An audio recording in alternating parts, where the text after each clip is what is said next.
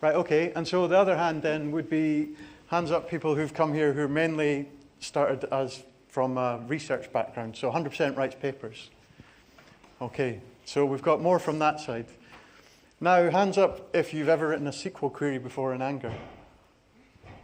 Oh, we've got a mixture. Yeah, okay. So we have got a lot here.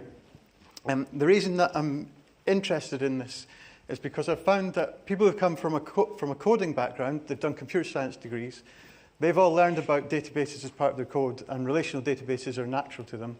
Whereas people who seem to have come from a more research background, they haven't necessarily heard of them. And so one large part of this talk is for people who've come from that side, just to give a quick overview of relational databases in SQL and the benefits you can get from using them. But I hope for people who do actually know about databases and have been using them before, I'm also going to introduce a couple of tools that I use that I find really useful. So hopefully you'll get something out of it too by learning about these tools. I put the slides online, so if you want, you can follow along on GitHub, and you can press S and bring up the speaker notes so you can read along as I go. There's a video in here as well. So I wanted to do a live demo, but then I thought, actually, I want to do this talk for ages, and I want to be able to refer back to it, and a slide that says live demo here is not much use, so I recorded it as a video. But also, I hate the sound of my own voice on a video, so I didn't want to play it out, so I'm going to talk over it live like karaoke. So it's going to be like a karaoke version of my video. But that means if you watch along, don't play the sound on the video. Okay, so first thing then is just going to give a quick background into relational databases, ones that you would speak to using the SQL language, and in particular SQLite and the SQLite browser software, which is very nice. As a statement of the obvious, databases store data. But the thing that's nice about them, they store tables of data, but they do it in a way that they have structures and they have constraints that ensure that your data integrity is kept. And they also have indexes that means it's really, really quick and really easy to get your data back out. And because data is read a lot more than it is entered, then that's really important. And you see them all the time. So here's an example. If you want to see if you can buy a new second-hand switch, you don't want to spend more than £200.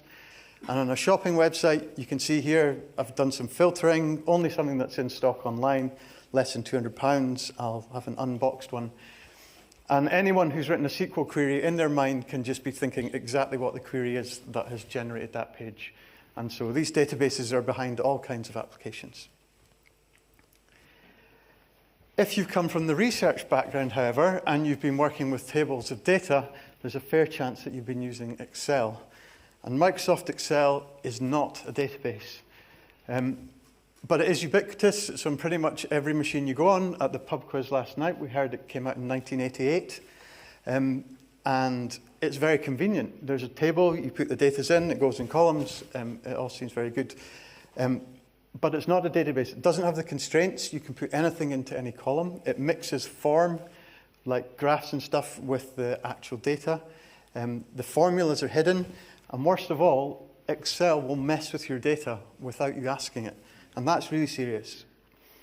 So this is a screenshot from a conversation article, and there's a link in the notes.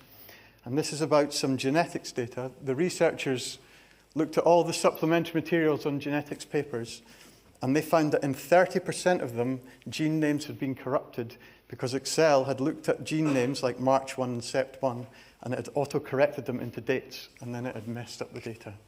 So it's a really serious problem. And I think now that people are using more pandas and R, we're maybe getting away from that, but it's still something to really be aware of. So Excel is not a database. So in fact, the most popular database in the world is SQLite. And now, you might have heard a claim that in London you're never more than 6 feet away from a rat. Has anyone ever heard that? Like, that's not true, right? But in this room, none of you are more than 1 meter away from a SQLite database. And in fact, some of you are probably even wearing them on your wrists.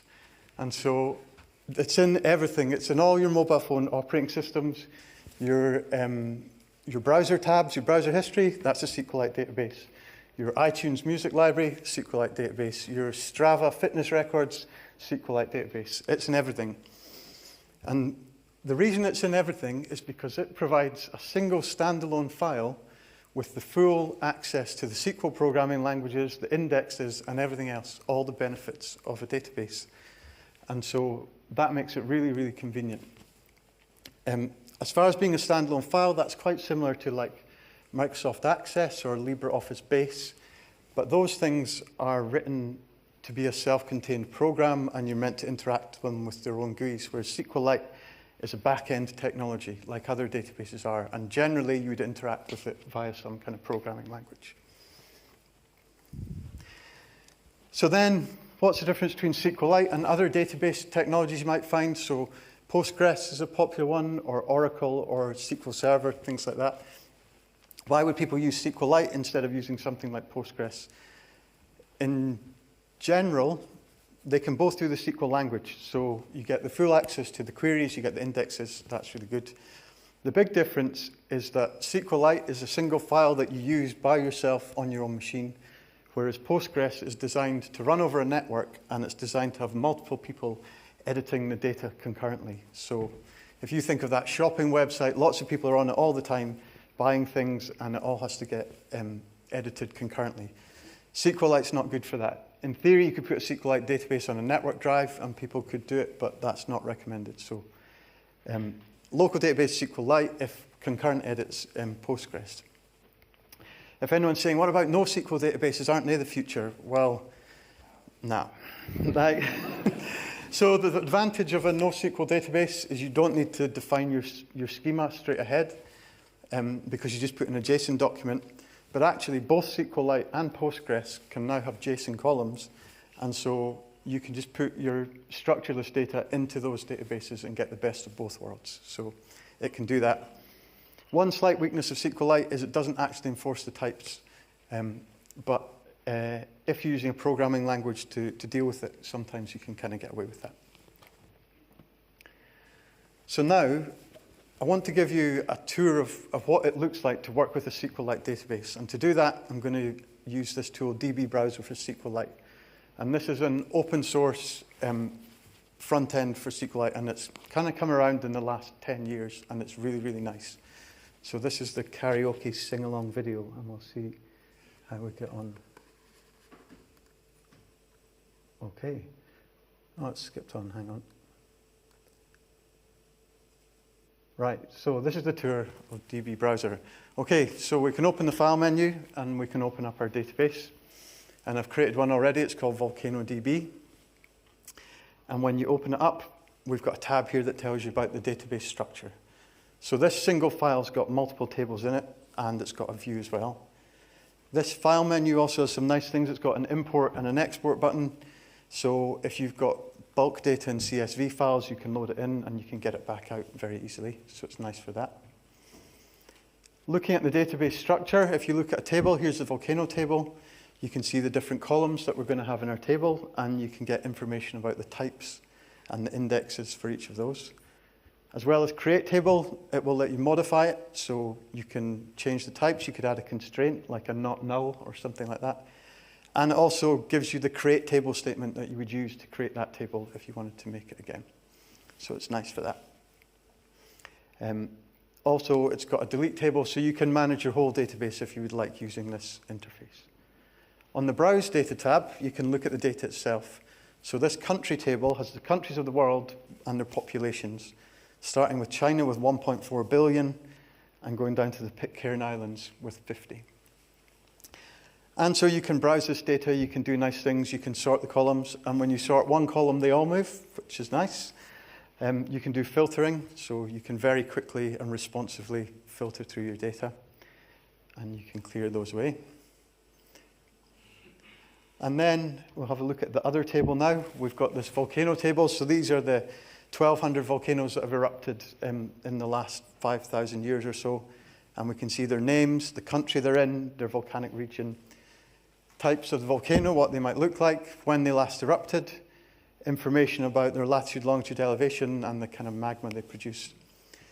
The latitude, longitude columns give me a chance to show you a nice feature of DB Browser, which is it's got a built-in plot function.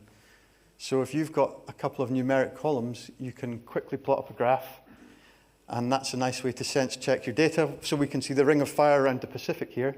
all the way down the west coast of America, and then all the way up the east coast of Asia. So that's just like one really nice little feature of that tool. When you're working with databases, you talk about CRUD, create, update, delete. You've got a full interface in here. So I'll create a new record. I'll put in a new volcano. And it goes. And you can put that in. So this is me creating a record, and that's just put it in there. In databases, you have this idea of a commit, where you actually write the changes to the database, so I can commit those. And if you've somehow made a mistake, you can update it. There we go, that's better. And you can write that in, and then also we've got delete, so we can delete our record too. So, yeah, that's a nice interface, and you can mess around, especially if you've got text data. This is quite good for dealing with your data. There's a tab about pragmas. These are internal database settings. You kind of don't need to worry about them. And then we've got an execute SQL tab. So this is where you write the SQL commands that you can do the queries. I'm going to show you more of these in a minute. This one, for example, is telling us that the tallest volcano in the world is Ojos de Salada in Chile. And this window's got nice stuff. It's got syntax highlighting. It's got autocomplete. You can export the results to CSV files and things like that. So this is a nice place where you can run your queries about your database. Okay, so that was a short tour of DB browser for SQLite. Thinking then about the SQL language itself, because this is where the power of the database comes in, stands for Structured Query Language. And SQL's been around since the 70s, and it became a standard in the 80s. And now, because it's a standard, the SQL you learn for SQLite should also work on other databases, more or less. And so I'm going to give you some example queries here. And given that lots of people in here know SQL, I'll pause before some of them, and you can think in your head what you think the query is going to be. But the most basic of all is select star from table. So here's select star from volcano, and this is just telling me all the columns and all the results, and it's giving us everything back from the volcano. And that's the view that you saw in the DB browser to begin with. Now, if we want to do a more complex query, in your head, what would you do to find the top 10 tallest volcanoes in Iceland? I'll give you a few seconds.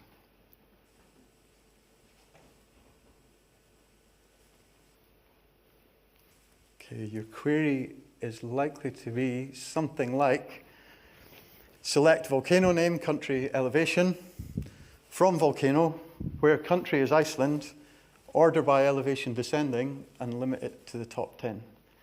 So imagine a lot of you picked that up straight away. And here we go. We've got Yrðvík at the top, 2,010 meters. And that is like your bog standard run-of-the-mill SQL query. And you can see that the language is very much like English. It's quite easy to understand. And once you get the feel for that, you can imagine, again, any of these shopping websites, you can just see what queries they're doing in the background when they're doing it. Okay. A powerful feature of SQL is that you can join tables together. So in this query here, I've selected all the records from the volcano table, all the records from the country table, and I've joined them together where the volcano country matches the country name. And now you can see everything's here. So we've got the volcano magma types here, and then we've got the populations all in one table. And this joining is where the relations of the database come in, and that makes it really powerful. So now, if we go for a more advanced query, have a little think about what would you write to find out which countries in the world have the most volcanoes per head? Or, yeah, most people per volcano, let's go with that.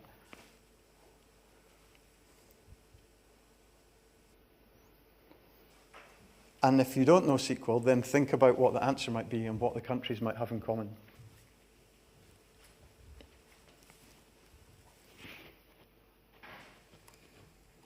Okay, so here's the result first. So the winner is Tonga, which has 21 volcanoes among 100,000 people. So that's an average of one volcano per 5,000 people or so.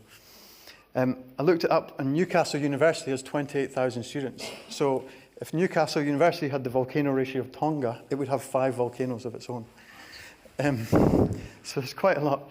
So the things that we've used in this query, we have used this group by function. And if you use data frames in pandas and R, you might have come across that as well. And we've grouped everything by country.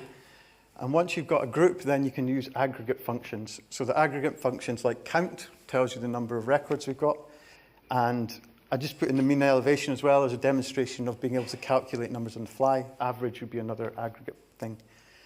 And so we can do this calculation. C.population divided by the count gives us people per volcano. So this is a much more powerful query that you can do using the relationships and the grouping. Another feature of these databases is once you've got a query like that, you can define a view. So you can do create view people per volcano as, and that query. And that means anytime you want that back, you just do select star from people per volcano without having to type in the query over again. So that's another useful feature. Okay, so that's an overview of SQLite, an overview of SQL. Now I'd like to tell you about 3 tools that I use that I find really useful for working with databases. And they're not restricted to just SQLite for all of these. So hopefully other database people will find something here. The tools are going to be QGIS for making data entry forms, Dataset for sharing data over the network, and ETL Helper for simplifying database interaction with Python. So the first one is QGIS. And QGIS stands for Quantum GIS, and it's an open source geographic information system tool. So geographic information systems, a large part of that is basically relational databases, but with an extra attribute that stores a geometry which represents a point or a line or a polygon that you can plot onto a map. But in the background, the tools are all kind of the same. And QGIS was written as a front end for PostGIS, which is a spatial add-on for Postgres. So by definition, QGIS is meant to be a graphical front end for a database. And that makes it really nice. And so as well as working with PostGIS, it also works with SQLite. If you're using spatial data now, you might use the GeoPackage format, which is better than shapefiles. And that's actually based on a SQLite database as well. So QGIS has got native support for SQLite. And so here's an example of a nice form that you can make using QGIS. And it's got this drag and drop designer where for every field in the database, you can specify what type of widget you want to interact with. So in this example, the internal ID, that's a number field. I've aliased it so it looks nice. And I've also set that to read only so that I can't edit that. We've got text fields. They can take text. They can take Unicode. That's all fine. Or you can have multi-line text fields if you've got bigger blocks. In the email field, QGIS has allowed me to put a constraint on the front end so that what you put in there matches a regular expression that looks like an email address. And so you can see here that box is orange and it's got a cross beside it because it's blocked out. But if I put in the rest of the email address, that would work. If you do file attachments, then you can get a file picker so that you can see them. And the image, if you have an image, it will show it in the form view. That's nice. You can have drop-downs for quick multiple choice entries, and you can have a separate display value and a value that actually gets entered. Booleans can have checkboxes, integers can have ranges, decimals you can do scientific notation if you want, and if it's a date or a time, you get a little date picker so you can press the date. So they're really, really nice. The other thing about QGIS is it understands the relationships. So here I've got an example from a research project where I was going to different locations and making measurements. And in my location table, I've got this text field that's unique. And then, in my photos field, I have a locality field, and I've put here that it's a foreign key that references the location in the other one. And this is where some of the relationships come in and where the power comes, because this won't let me create a photo unless I've got a locality to attach it to. And when we do this in QGIS, it lets me get really nice forms. Because now at each of the localities where I've gone to make measurements, I can store my results and my notes, but I can also link to all the photos that I've collected. And I get this nice interface just out the box. QGIS can detect the relationship, so it's really good. There are friendly horses in Iceland. So yeah, that's my first pick, is QGIS. Second pick is a cool tool called Dataset. And Dataset is for publishing SQLite databases to the web. And what you do when you have Dataset is it spins up a local web server and it publishes your database with this nice front end. And it lets you run custom SQL queries in there, so you can run any arbitrary query in there and get the results back. So in the GraphQL talk the other day, people were saying, oh, I don't like to have to specify all the queries I might run. Dataset will let you run an arbitrary query, so it's really flexible. And it's got measures for timeouts and stuff so you don't get DDoSed. But you can see here in my Volcano database, it's up here. You can browse through data for country and things like that. And that means that if you're sharing data with someone who's not a developer, they can very easily just have a look through it. So they can get a report, they can filter, they can choose how they want without needing any developer skills. The other thing that's nice, you can see there it says this data as JSON or as CSV. You can run the same query as an API. So the query gets encoded in the URL, and then you can get the data back as JSON. And so you can see the query here was select star from Volcano for Hecla. And we use this. This is really nice because we can use Dataset to glue different things together. So for example, in the BGS, we've got a lot of virtual machines, and we can use a Python script to speak to our VM manager and get a list of all our virtual machines, publish that as a data set, and then another Python script can read all their IP addresses and set them up for Prometheus monitoring. So you can use this as a really nice glue for joining services together. So that's my second pick, that's Dataset. And then the third one is a tool called ETL Helper. And ETL Helper is a Python library for simplifying data access. So Python support for SQLite is already pretty good. SQLite is built into the standard library, so it just works. And if you're using something like Pandas, there's a toSQL and from SQL method, so you can get the data that way. But what we found with a lot of the work that we do in BGS is data engineering. It's taking data from one database and putting it in another, or loading up from CSV files or things like that. And when you do that, like that should be simple, right? I'm doing select from there and I'm doing insert in there. But actually to do it properly, when you start thinking about connection strings and memory management and error handling and all of these things, it actually ends up having quite a lot of boilerplate. So ETL Helper is the library that we wrote in BGS to solve this. And we published it 5 years ago, and we've had a good milestone this summer. We've reached our V1 release, and we've just hit 100 stars on GitHub as well. So we're pretty happy about that. So I encourage anyone who's doing Python, I'm about to show you how it works, but I encourage anyone to go and try that. And if you like it, then give us a star, because it's nice to be able to show management that this code that we're publishing is being appreciated. So I recommend. Okay, so a final thing I want to show you is just an example of a ETL Helper script. This is just a snippet of what it might take of the script that I wrote to create that Volcano DB database. So at the top of the script, there are loads of constants that get defined. For example, statements for creating the create statement for the country table. And then this is the guts of the code that does all the work. So we use Python SQLite 3 to open the database.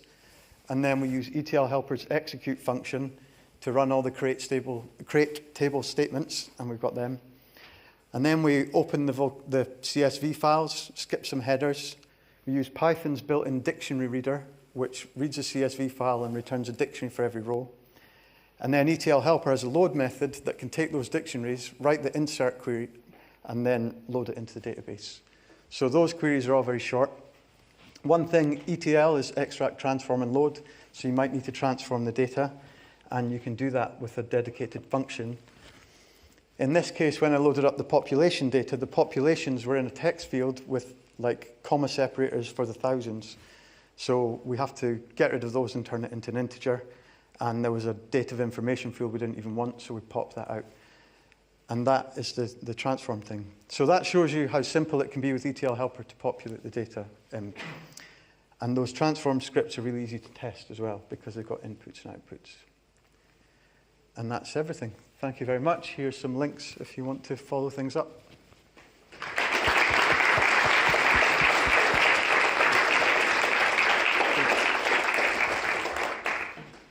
Thank you very much. So bear with me one moment while I try and find where the mouse is on the screen. Yeah, no, Thank you. Right in there. Okay. So does SQLite support snapshots, backups, and/or versioning of data? So natively, then no, it's just a simple file. You can, obviously, if you wanted to do a crude thing, you can copy the file whenever you want. You can do that. In terms of versioning of data, it's got a full SQL interface. It also has triggers. So you could set up things like a trigger that every time you do an insert, then it records that in a history table, and you can use the history tables to get the data back. And there are tools that people have made. Cart, I think, is one that people have used for data version control as well. So not natively, but because it's a full SQL solution, you can create them. Thank you. Is SQLite able to deal with non-text-based data, so binary, for instance? Yes. So one of the column types is blob, which will just take a binary blob. In the spatial example, those points, those are stored in a binary blob of a specific format for the spatial data. Other things that you can do, for example, if you've got photographs, you can store the binary of the photograph in the blob column, and some of the tooling is able to read that back out as well. So yes, it can do blobs. Thank you. And have you experimented with SQL Alchemy for data transition in Python? It serializes SQL into Python objects. Yes, so we've used SQL Alchemy lots, and we use it in lots of different projects. But sometimes we don't want to have to go with that extra step of reasoning. There's quite a lot of extra thought goes into working with the SQL Alchemy stuff. And what we're kind of hoping for with ETL Helper is someone who's done like a short Python course, they know a bit of SQL, and they just want to run the SQL against the database. And that's what we do with that. So yeah, SQL Alchemy is good, but this is for a more simple use case. And when publishing data with dataset, can one link to archiving sites like Zenodo? So your the SQLite database, you could put the binary into Zenodo if that's what you mean, like store the binary. Also, SQLite also has a very nice dump function, so you can do SQLite dump, and it will spit out a full SQL script that if someone else runs it, it will recreate the database for you. And what's quite nice about that, and actually that goes back to the versioning question, is if you spit out the dump file, you can put that in Git, and then you can do diffs on the dump files as well. So yeah, that's what I would recommend if you were wanting long-term storage, because then you can diff that. Brilliant. And final question, can you elaborate on how or why SQLite does not enforce types? No, I don't know why not. Yeah, I don't know. It's doing so much good stuff already. Like, I know some people who get annoyed by that, but I don't know why not. But if you're dealing it with, for example, if you're working with Python and you select a date, Python will know that that is a date, and it will turn it into a Python datetime object for you. So unless people are editing the data by hand, then it's not actually that much of a problem. Brilliant. Yeah. Thank you for such an engaging talk. Okay, thanks.